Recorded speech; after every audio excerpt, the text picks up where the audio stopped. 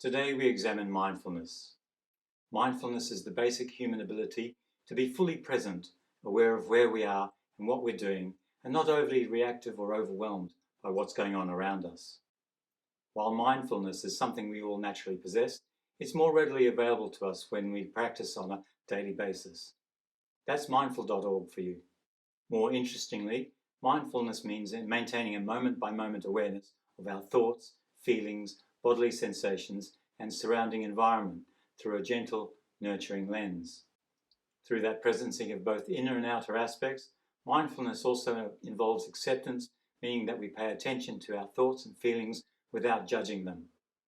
Through that presencing of both inner and outer aspects, without believing, for instance, that there's a right or wrong way to think or feel in a given moment. That's University of California, Berkeley. You can check the links below. For this to happen, there has to be a slight withdrawal of your consciousness, enabling you to watch the inside happenings while also witnessing the events happening in the world. This is the beginnings of the involution of your consciousness we have spoken about in previous videos on meditation. Whenever you bring awareness to what you're directly experiencing via your senses, or to your state of mind with your thoughts and emotions, you're being mindful. You become aware of your awareness. This is the key point about mindfulness.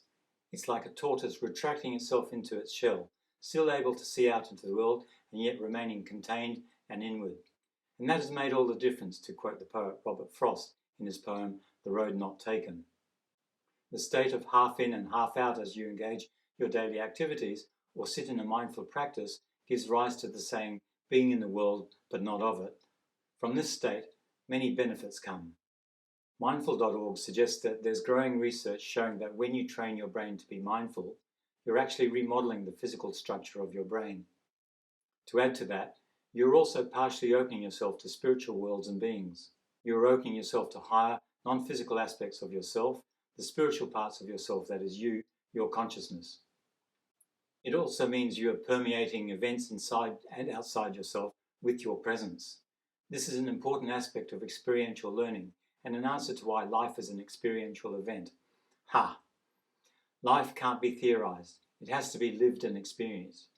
For example, you can learn something in a classroom situation, and then there is the application of what you have learned in a real-life situation.